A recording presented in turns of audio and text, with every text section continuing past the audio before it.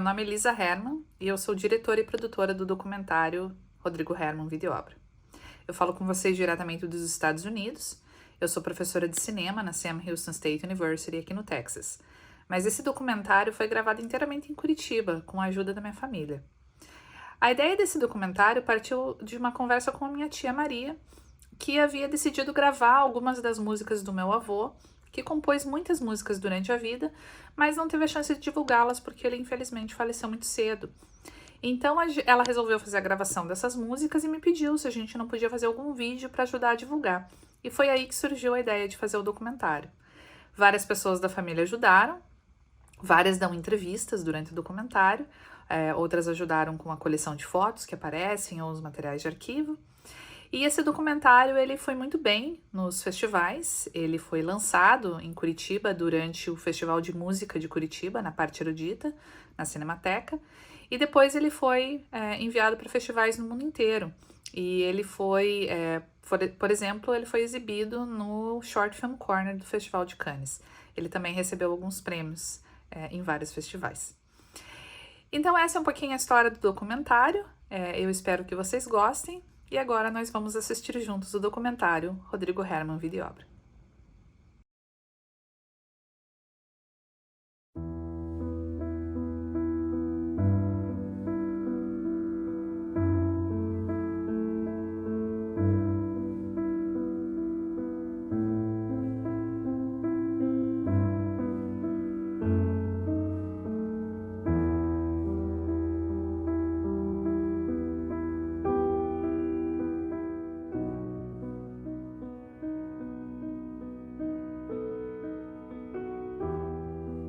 Ele dizia: música é meu sacerdócio, e foi exatamente isso que aconteceu na vida dele.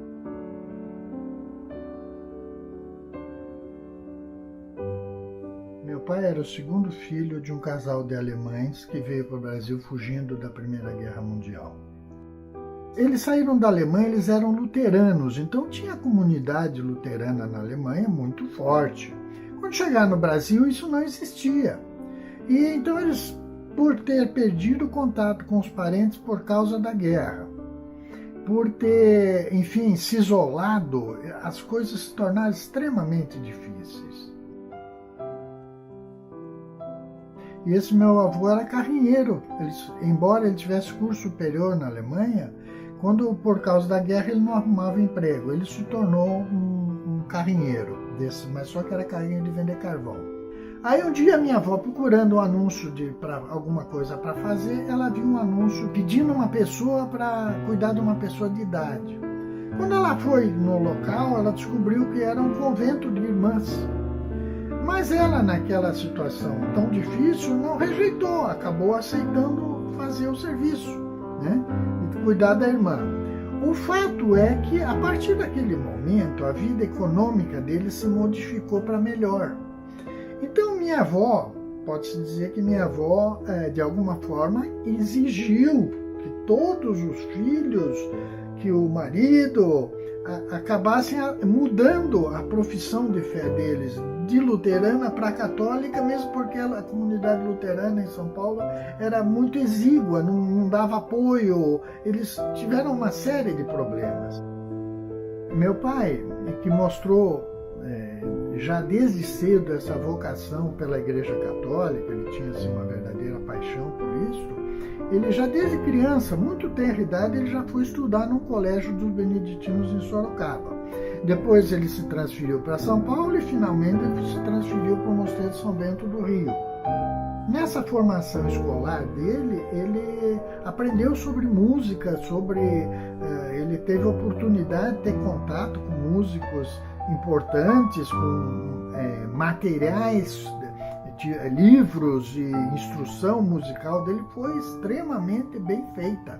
Ele tinha uma verdadeira paixão pelo sacerdócio, ele era realmente vocacionado, ele dedicou a sua vida para um sacerdócio que ele não pôde ser padre. Ele teve problemas econômicos na família que obrigaram ele a sair do seminário, né? Mas ele foi um vocacionado até os últimos dias da vida dele, ele acompanhava a Igreja Católica assim com extrema severidade.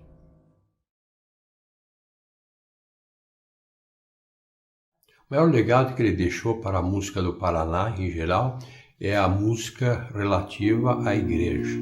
Ele desenvolveu uma extensa carreira como organista, como compositor. Paralelamente a isso, ele foi representante da Companhia Melhoramentos de São Paulo, que era o meio de subsistência no Brasil. No Brasil é muito difícil de sobreviver com música. Então, a única opção que ele teve foi a parte como representante comercial. Então, a vida do meu pai em São Paulo, quando nós éramos criança, era muito dinâmica na questão musical. Embora ele tivesse outra atividade, e essa atividade que o levava de um lado para o outro, que era uma atividade comercial, na parte musical, onde ele ia, a parte musical ia junto. Então, essa época de transição, né, que define a vinda de São Paulo dele para Curitiba, ele resolveu, assim, dedicar a maior parte do tempo dele à música. E era a catedral, era o sonho de qualquer artista, né, de qualquer músico, aquele órgão famoso, né? Quando ele chegou em 1952, o Rodrigo Herman, ele foi convidado pelo arcebispo de Curitiba, Dom Manuel da Silveira Delbu, para o cargo de mestre-capela e organista da Catedral Metropolitana de Curitiba. E já no ano seguinte aconteceu o Congresso Eucarístico Provincial da Emancipação Política do Paraná, e foi uma semana de congresso. Ele regeu 2 coros, cerca de quase 300 vozes, de 2 seminários, São José, Seminário Menor, e o coral do Internato Paranaense.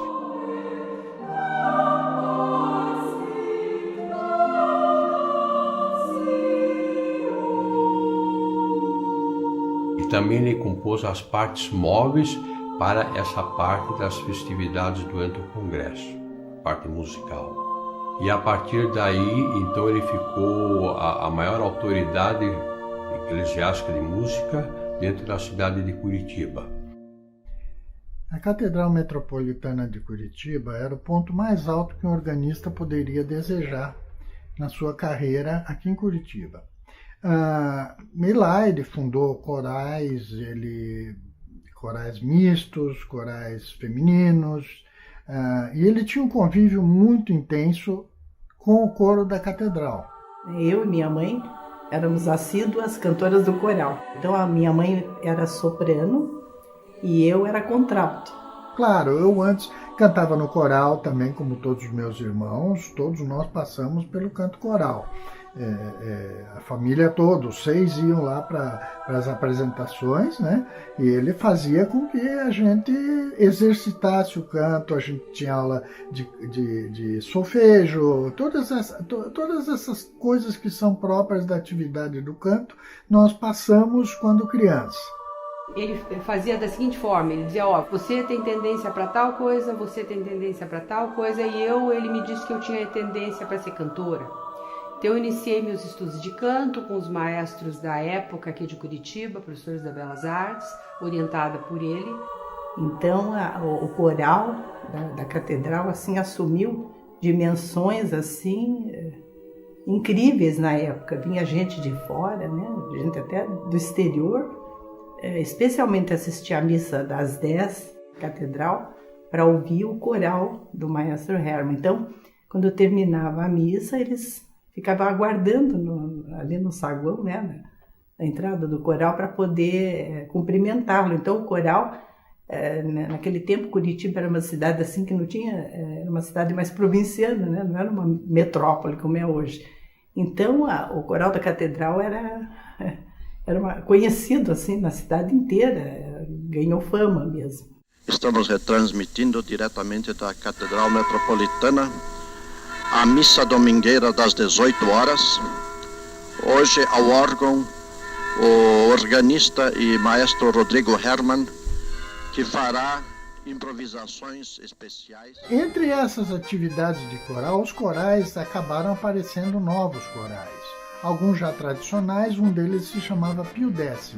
Esse já era um coral só masculino. Depois, com o tempo, existiam muitos músicos, maestros, juntavam muita gente. Então eles resolveram fazer uma banda onde esses músicos se reuniam semanalmente para tocar música, para trocar informações. Então, com o regente, quando não regia, ele ia tocar o seu instrumento. Cada um tinha o seu. Meu pai tinha escaleta. Então, era uma banda muito eclética, né? E, no fundo, depois eles terminaram tomando seu chopinho. A quinta-feira, tomando chopinho e comendo roll mops. Era essa a ideia da bandinha.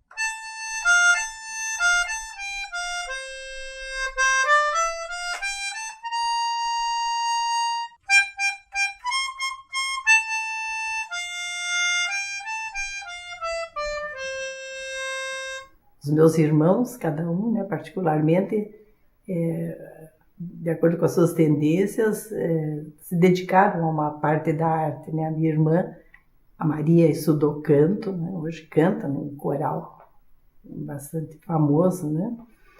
Que é reconhecido internacionalmente. A minha irmã Cecília estudou piano, que era o sonho do meu pai, que alguém, pelo menos, estudasse piano, e ela se deu muito bem no piano. O Ricardo é organista, né? Um grande organista.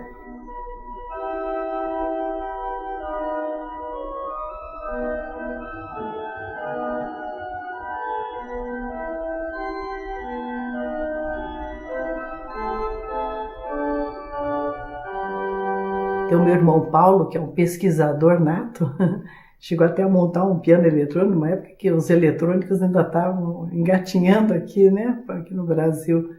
E gostava muito assim de fazer arranjos musicais, apesar de tocar de ouvido, mas tinha assim, uma tendência musical muito boa. E a minha irmã Teca também sempre participou de coral, pequenininha, mas ela também assimilou muita coisa boa nesse sentido, né? Realmente foi muito marcante, né, a minha vida com o pai, que ele influenciou bastante os meus gostos artísticos. Então a gente ia dormir, não havia televisão, então o pai ficava tocando piano, né? Ficava lá tocando as músicas dele. E eu não estava acordada, estava sonhando, né? Sonhei com uma determinada música. E foi interessante. Pode ser a explicação que ele estaria tocando essa música e eu no sonho sonhei com a música, mas eu não estava acordada. E daí eu achei interessante que daí eu contei para ele que eu sonhei com uma música. Coincidentemente, no dia seguinte, a minha professora de piano me colocou essa partitura para eu estudar, a música se chamava Por Elise de Beethoven. Meu pai tinha um livro, o Manual del Organista, Hugo Riemann, que era um manual que explicava a construção de um órgão. Então ele disse: Ricardo, nós vamos construir uma flauta de órgão. Eu sei que gastamos, porque não tínhamos ferramenta assim de marcenaria para fazer, mas levamos o domingo inteiro para fazer uma flauta de órgão, que tinha mais ou menos 1 metro de comprimento, por 11 centímetros de largura, e fomos lixando, passando a grosa, até que deu ataque e o tubo tocou. Se eu tivesse tido a esperteza na época de pelo menos ter pedido ao papai, vamos fazer o seguinte, eu vou entrar dentro desse órgão da catedral e ver como é que é feita a manufatura dessas flautas. Então isso eu só vinha a descobrir como é que se fabrica uma flauta de órgão a partir de 1974, quando entrei em contato com a Orgelbau de Ludwigsburg, da Alemanha. Então que eu comecei a aprender essa parte da construção de órgãos, e durante 20 anos, a cada 3, 4 meses, eu ia em São Bento e aprendi com o Sr. Shirley como é que se faz toda a parte de órgão, né? Eu e o Ricardo, né, eu tinha uns 7 anos, o Ricardo 6 anos, o Paulo, meu irmão, ainda era pequenininho, né, tinha uns 3 anos. Então o pai colocava eu e o Ricardo, né, sentadinhos lá na cadeira, e pegava a vitrola, aquela vitrola de manivela, não sei como é que chama, colocava aqueles discos de vinil e tocava aquelas músicas dos grandes mestres e apagava a luz e fazia, imagina, 2 crianças, uma de 7 e 6 anos. A gente tinha que ficar concentrado, e ele, à medida que a música ia tocando, ele ia fazendo referências, divagando sobre a música, citando paisagens, acontecimentos. enfim, dando aquela interpretação à música. Então, você escutava a música de uma outra maneira, fazer aquela leitura musical.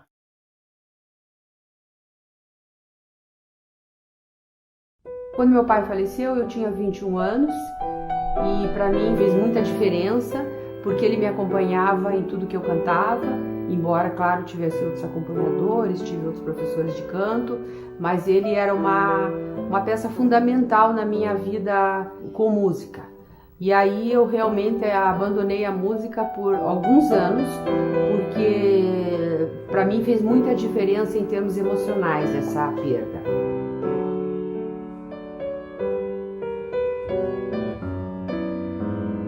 Porque o meu pai faleceu muito cedo e toda a bagagem que ele fez de composições, ele não teve tempo de disseminar como outros compositores fazem. E tudo isso ficou dormindo por uns 40 anos. Então eu resolvi e achei que era uma pena aquilo tudo ficar dormindo, quando muitas pessoas poderiam se beneficiar ou ouvindo, ou tocando, ou estudando o trabalho que ele fez. Hoje eu canto no coro, eu sou gerente de um coro chamado Colégio Cantorum, aqui de Curitiba, e a gente tem várias participações internacionais. Na morte dele foi uma comoção assim muito grande. E então um dos amigos dele, ele entrou com um pedido para dar o nome dele a uma rua. E eu tenho a felicidade de morar nessa rua. Fiz a minha casa, onde eu moro com meu marido e com meus 3 filhos. Eu tenho meu pai assim como um grande amigo, um incentivador das artes, de tudo que eu aprecio hoje em dia, do ponto de vista artístico, de gosto e tudo. Ele teve uma influência muito grande na minha vida. Meu pai soube fazer isso em alto estilo, né? Despertar na gente esse gosto pela arte. Que a arte é vida, né? A arte ela tem que estar presente na vida. E o pai soube fazer isso muito bem.